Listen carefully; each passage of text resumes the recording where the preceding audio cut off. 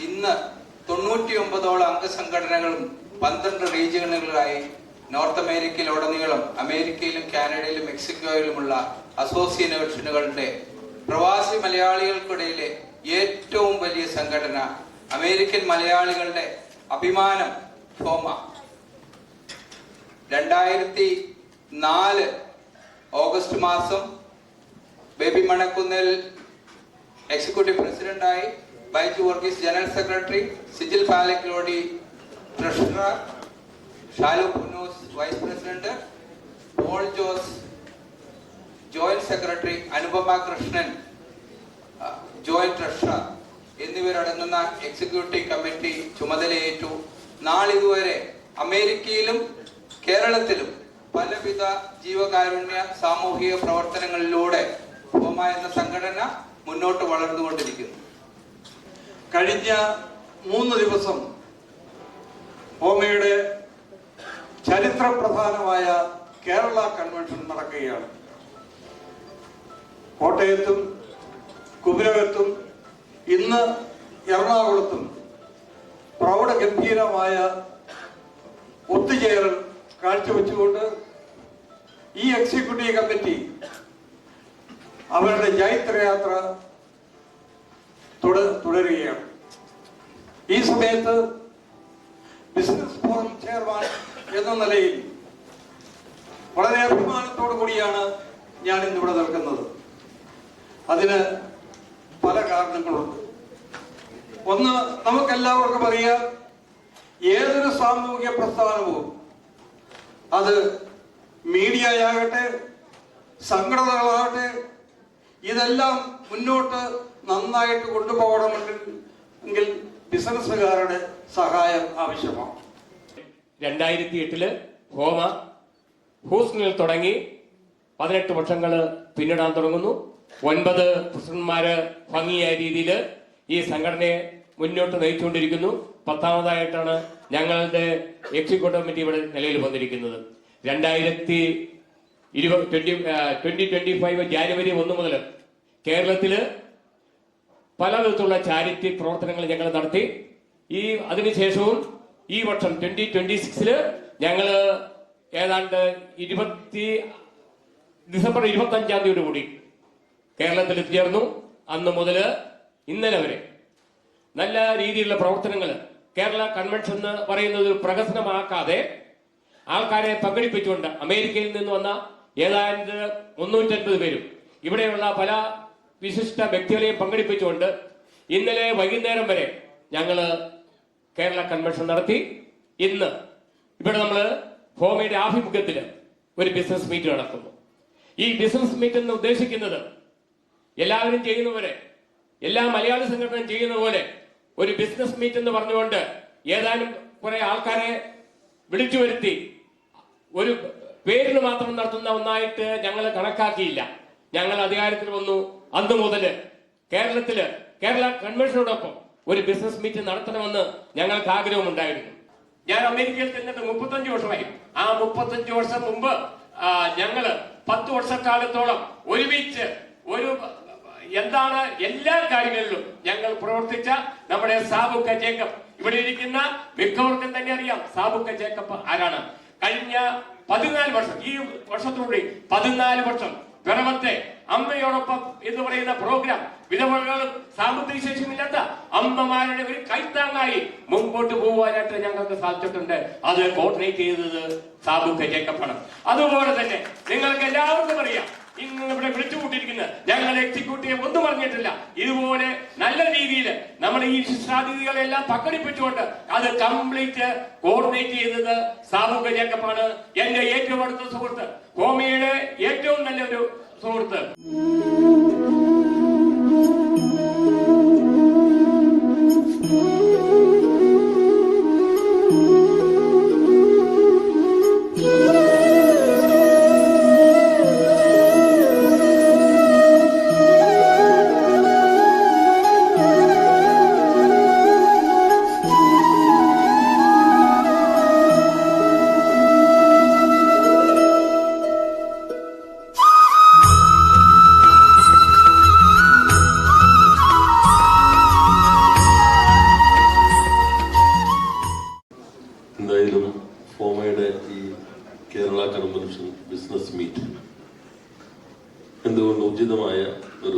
പരിപാടിയാണ്.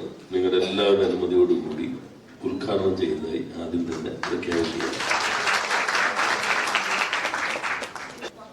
നേരത്തെ കേരളത്തെക്കുറിച്ചുള്ള ഒരു ചിത്രം ഇവിടെ ഒരു വ്യവസായവും നടക്കില്ല എന്നുള്ളതായിരുന്നു. ഞങ്ങൾ തുടങ്ങുമ്പോൾ വ്യവസായ സൗഹൃദത്തിൽ കേരളത്തിന്റെ റാങ്ക് 28ആയിരുന്നു. The fact nobody was beginned at that time.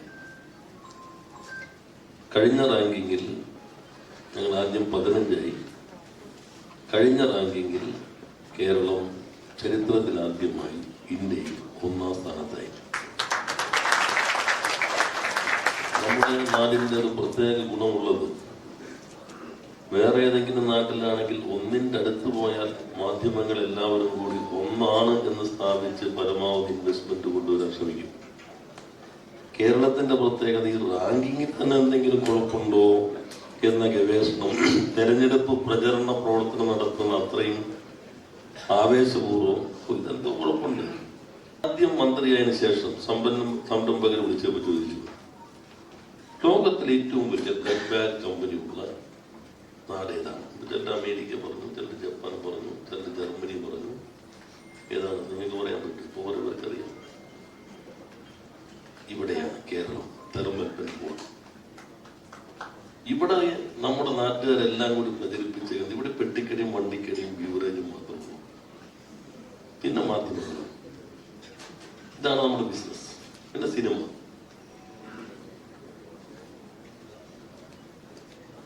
ഏഷ്യയിൽ ഏറ്റവും വലിയ കൃത്രിമ പല്ലുണ്ടാക്കുന്ന കമ്പനി എവിടെയാണ്?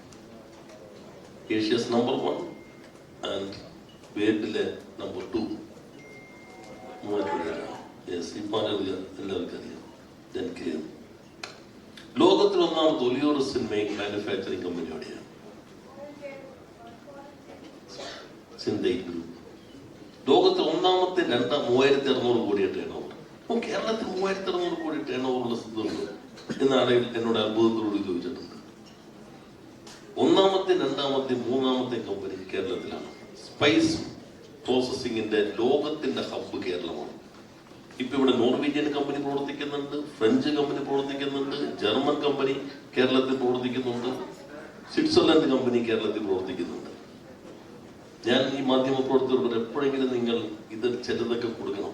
നമ്മുടെ നാട്ടിൽ ഇങ്ങനെയൊക്കെ ഉണ്ടെന്ന് ലോകം അറിയണം. ഇപ്പോ ഇൻവെസ്റ്റ് കേരള ഗ്ലോബൽ സബ്മിറ്റ് ഞാൻ പറഞ്ഞല്ലോ 103, ഇപ്പൊ 106ലേക്ക് എത്തി. എത്രയോ പ്രധാനപ്പെട്ട കമ്പനികൾ വന്നു.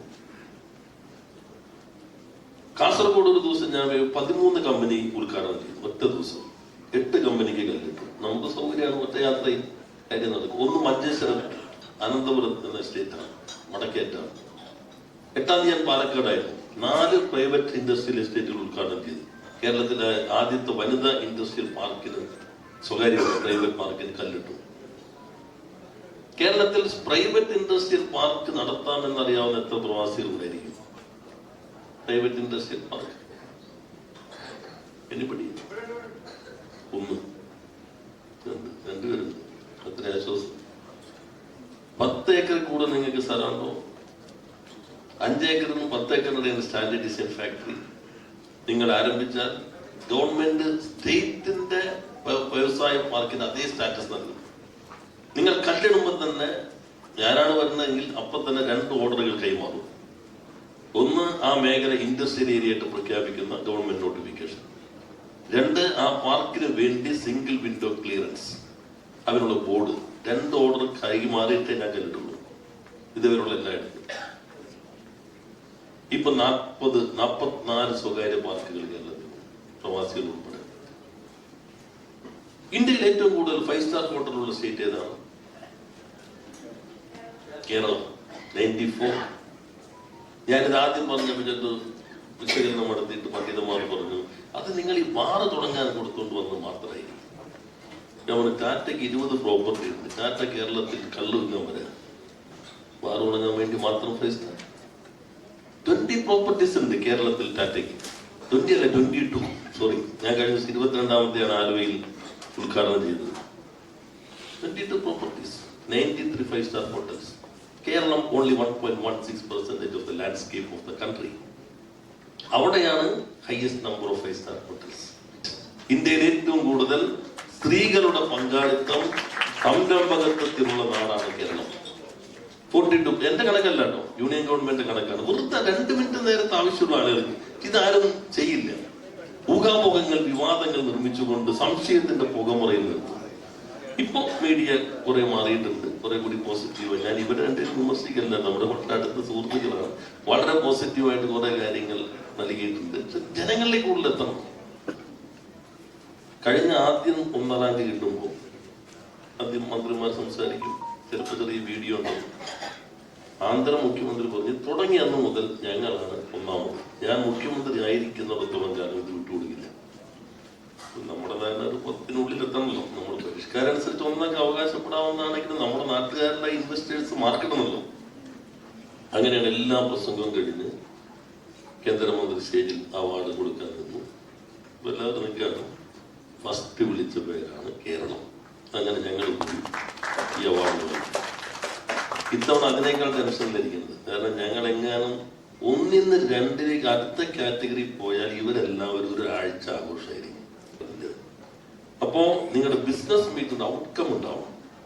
നിങ്ങളെല്ലാവരും കൂടി കേരളത്തിൽ ആഘോഷിച്ചു, കുറെ നന്നായി വർക്ക് ചെയ്ത ആളുകൾ റെക്കഗ്നൈസ് ചെയ്തു, എല്ലാം നല്ലത്. നിങ്ങൾ കേരളത്തിൽ എന്ത് ഇൻവെസ്റ്റ് ചെയ്യും? റെഡിയാണോ? ഞാൻ നിങ്ങൾക്ക് ഓരോരുത്തർക്കും ഒരാളെ തരാം, നോഡൽ ഓഫീസർ. പിന്നെ നിങ്ങൾ അവർ നോക്കിക്കോളൂ. നിങ്ങളൊരു ഓഫീസറും പോണ്ട. നിങ്ങൾക്ക് ഇതാണ് ഇൻവെസ്റ്റ്മെന്റ്, നിങ്ങളുടെ പ്ലാൻ ഇതാണ്, ഞങ്ങൾ ഇത് അംഗീകരിച്ചിരിക്കുന്നു. ഓക്കെ, നിങ്ങൾ ഇവിടെ വന്ന എല്ലാ ഇൻവെസ്റ്റേഴ്സും ചോദിച്ചോ. FICCI, CAA, small scale industries association, അവരുമായിട്ട് നിങ്ങൾ നാളെ തന്നെ നിങ്ങളൊരു ഡിസ്കഷൻ വെച്ചോ. കേരളത്തിൽ നിങ്ങളുടെ അനുഭവം എന്താണെന്ന് ചോദിച്ചോ. ഏതെങ്കിലും ഒരാൾ മോശമാണ്, ഈ പ്രശ്നമാണെന്ന് പറഞ്ഞാൽ നിങ്ങൾ തുടങ്ങണ്ട. അവരുടെ അനുഭവത്തിന്റെ അടിസ്ഥാനത്തിൽ മെച്ചമാണെന്ന് പറഞ്ഞു, നിങ്ങൾ റെഡിയായിക്കും. അപ്പോ നിങ്ങൾ അവിടെ പോയി നല്ല ജീവിത രീതിയിലേക്ക് വന്നു. നിങ്ങൾ അവിടെ നല്ല രീതിയിൽ വരുന്നതിന്റെ നിക്ഷേപം ഇവിടെയാണ്. സോഷ്യൽ ഇൻവെസ്റ്റ്മെന്റ് കേരളം നടത്തി. നിങ്ങളുടെ വിദ്യാഭ്യാസം, നിങ്ങൾ അതിൽ മികവായത്, അത് നമ്മുടെ സോഷ്യൽ ഇൻവെസ്റ്റ്മെന്റ് ആണ്. അപ്പൊ അതിൽ നിന്ന് നിങ്ങളുടെ ജീവിതം നന്നായി മെച്ചപ്പെട്ടു, നിങ്ങൾക്ക് നല്ല സ്റ്റാറ്റസ് വന്നു. തിരിച്ച് നിങ്ങൾ എന്ത് നൽകുന്നു? നിങ്ങൾ കുറെ കാര്യം ചെയ്യുന്നുണ്ട്, ചാരിറ്റി ചെയ്യുന്നുണ്ട്, പക്ഷെ അതെല്ലാം ഒരു ഭാഗം ഇൻവെസ്റ്റ്മെന്റ്, ജനറേറ്റിംഗ് എംപ്ലോയ്മെന്റ് ഓപ്പർച്യൂണിറ്റീസ്, അത് പ്രധാനമാണ്. ആ ഒരു ഔട്ട്കം ഫോമയുടെ ഈ മീറ്റിംഗിൽ നിന്നുണ്ടാകും എന്ന പ്രതീക്ഷയോടുകൂടി, ആ പ്രഖ്യാപനം നാളെ മാധ്യമങ്ങളിൽ വായിക്കാമെന്ന പ്രതീക്ഷയോടുകൂടി നിങ്ങളുടെ അനുമതിയോടെ ഉദ്ഘാടനം ചെയ്യുന്നതായി അറിയിച്ച്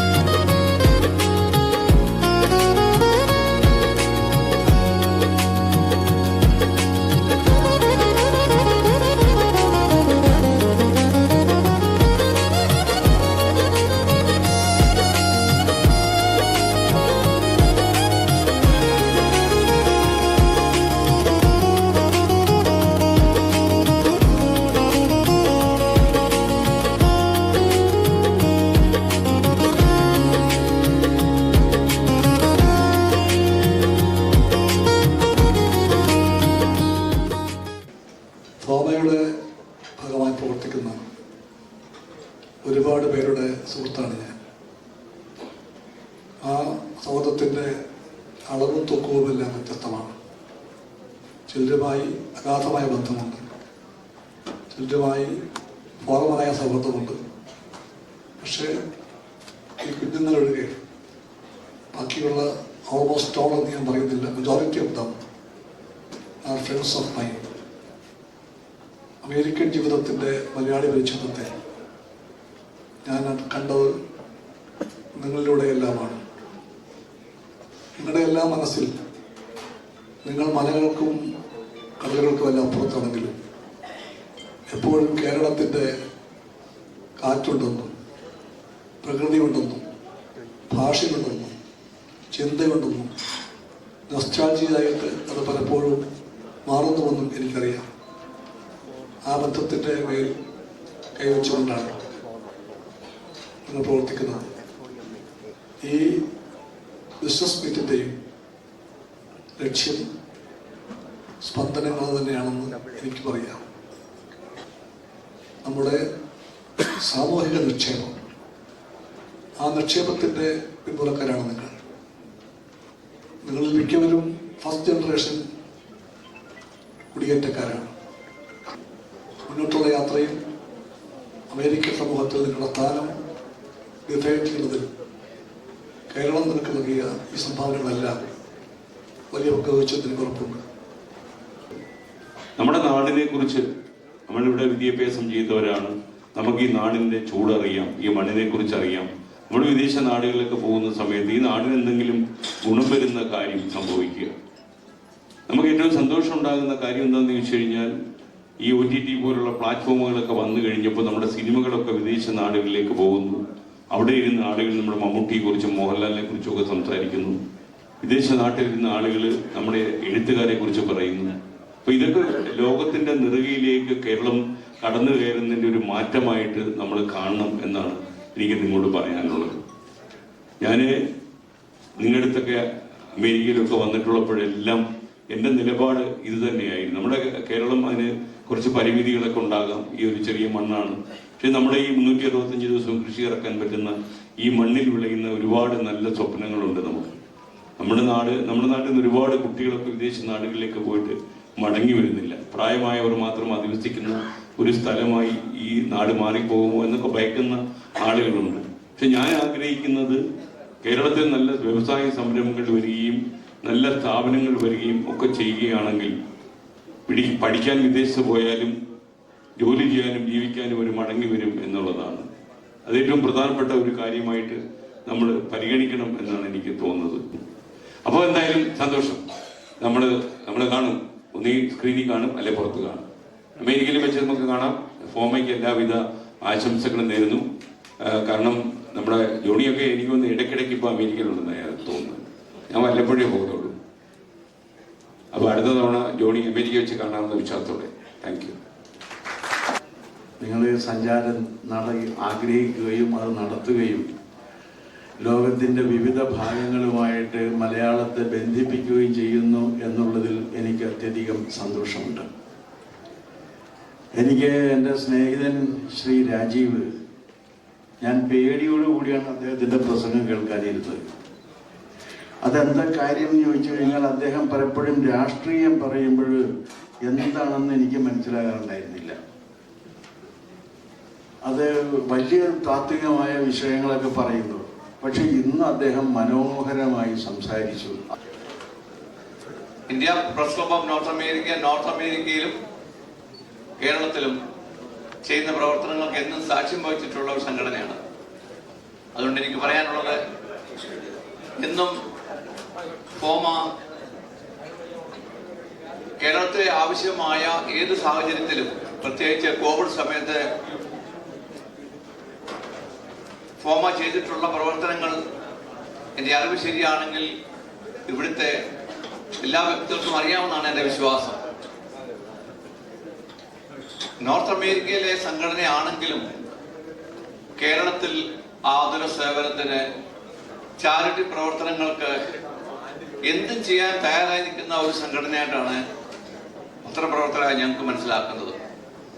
കേരളീയരെ സംബന്ധിച്ചിടത്തോളം ലോകത്തെവിടെയായാലും കേരളം എന്ന് പറയുന്നത് സ്വന്തം ജന്മനാട് എന്ന് പറയുന്ന വലിയ വികാരമാണ് എന്ന് നമുക്കെല്ലാം അറിയാം. ആ വികാരത്തിൻ്റെ ഒരു പ്രകടനം തന്നെയാണ് അമേരിക്കയിൽ കുറേ നാളായിട്ടൊക്കെ സ്ഥിരതാമസമായിട്ട് നിങ്ങൾ ഓരോരുത്തരും ഈ ഒരു വർഷം കൂടുമ്പോൾ ഇങ്ങനെ കേരളത്തിലേക്ക് വരുവാനും കേരളത്തിലേക്ക് വന്ന ഇതുപോലെ പ്രോഗ്രാംസ് മാത്രമല്ല, ഇവിടെ സൂചിപ്പിച്ചതുപോലെ ധാരാളം ജീവകാരുടെ പ്രവർത്തനങ്ങൾ ഏറ്റെടുത്തും കേരളത്തിലെ ജനങ്ങളോടുള്ള കരുതലും സ്നേഹവും വീണ്ടും വീണ്ടും പ്രകടമായിക്കൊണ്ടിരിക്കുന്നത്. ഈ പ്രവർത്തനങ്ങളെ അഭിനന്ദിക്കാനും എല്ലാ ആശംസകളും നേരുവാനുമാണ് ഞാനിവിടെ നിൽക്കുന്നത്. ഞാനിവിടെ പ്രതിദാനം ചെയ്യുന്നത് നിങ്ങൾ കേട്ടിട്ടുണ്ടാവും, ജോസഫ് ചിറ്റലപ്പള്ളി എന്ന് പറയുന്ന ഒരു വലിയ ബിസിനസ്സുകാരൻ. അതിലെല്ലാം ഉപരി ഞങ്ങളെല്ലാം ഇന്ന് ഒരു മനുഷ്യസ്നേഹി എന്ന രീതിയിൽ കാണുന്ന ഒരു വ്യക്തി. അദ്ദേഹം തുടങ്ങി വെച്ചിരിക്കുന്ന ഒരു ചിറ്റലപ്പള്ളി ഫൗണ്ടേഷൻ എന്ന ഒരു സ്ഥാപനത്തിന്റെ പ്രതിദാനം ചെയ്തുകൊണ്ട് അതിന് ഉത്തരവാദിത്വം. കേരളം എന്ന വികാരം ഉള്ള ആളുകളുടെ ഒരു കൂട്ടായ്മയാണ് അമേരിക്കയിൽ പ്രവർത്തിക്കുന്ന ഫോമ.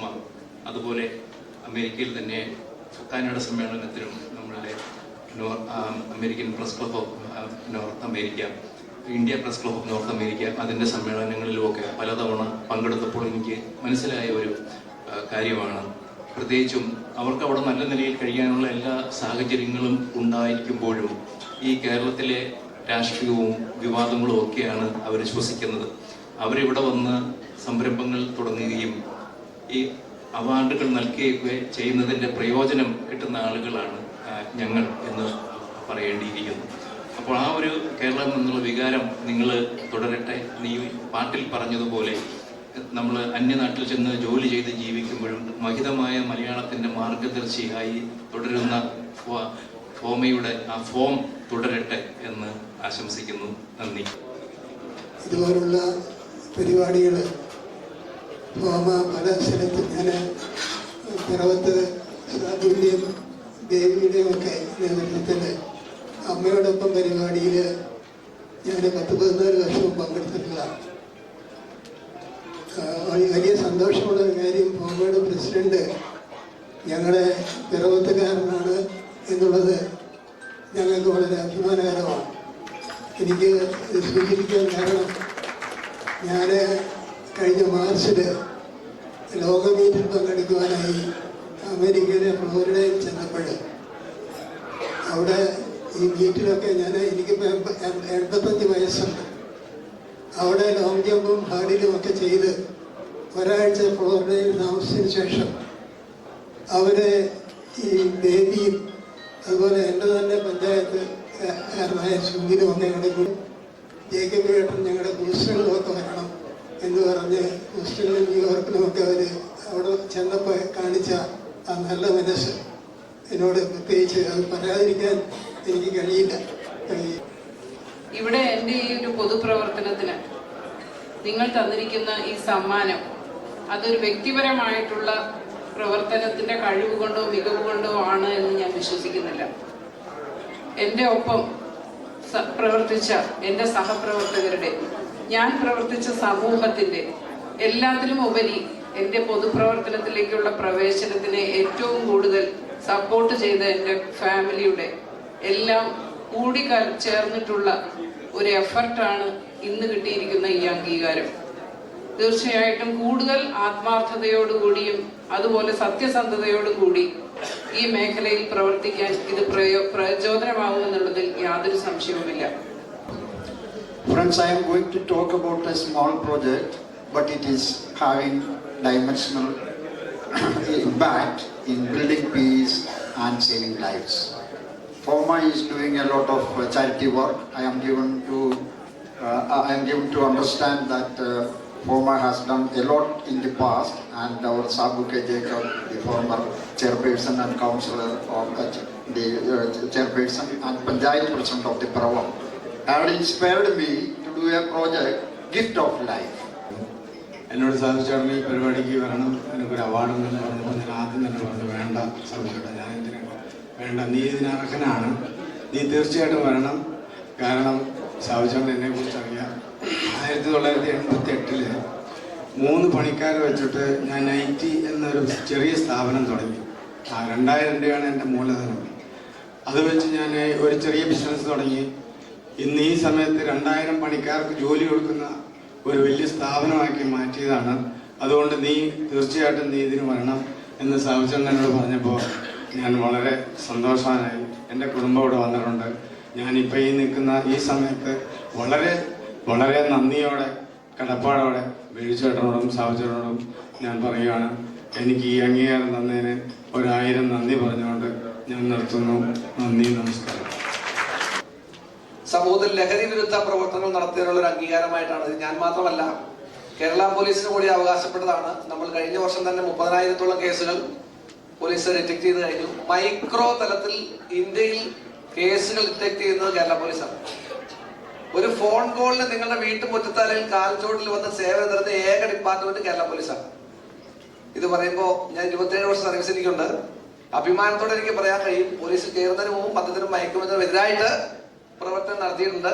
എന്തായാലും എന്നെ വളരെ ചെറിയവനായ എന്നെ ഇന്ത്യയുടെ ഏറ്റവും മികച്ച വിദേശ സംഘടനകളൊന്നായ അല്ലെങ്കിൽ മലയാളി സംഘടനകളൊന്നായ ഫോമയുടെ ഭാഗമായി ഇവിടെ വരാനും എന്നെ വലിയ രീതിയിൽ അംഗീകരിക്കാനും ഒക്കെ കഴിഞ്ഞാൽ ബേബി മണക്കുന്നൽ സാറിനോടും വളരെ ജനകീയനും പിറവത്തിന്റെ സാമൂഹ്യ പ്രവർത്തനങ്ങളിലും അതിനൊപ്പം തന്നെ ഏതൊരു ആവശ്യത്തിനും നോ എന്ന് പറയാത്ത ഒരു സാമൂഹ്യ പ്രവർത്തകനായ ശ്രീ സാബു കെ ജേക്കബിനോടൊക്കെയുള്ള ഹൃദയം നിറഞ്ഞ നന്ദി ഒരിക്കൽ കൂടി രേഖപ്പെടുത്തിക്കൊണ്ട് ഫോമിക്കും അതിന്റെ എല്ലാ പ്രവർത്തനങ്ങൾക്കും എല്ലാവിധ ദൈവാനുഗ്രഹം ഉണ്ടാകട്ടെ എന്ന് പ്രാർത്ഥിച്ചുകൊണ്ടും തുടർന്നും നല്ല രീതിയിലുള്ള എല്ലാ പ്രവർത്തനങ്ങളും സമൂഹത്തിന് മുതൽക്കൂട്ടാവട്ടെ എന്ന് പ്രാർത്ഥിച്ചുകൊണ്ടും എന്റെ എളിയ വാക്കുകൾ നിർത്തുന്നു.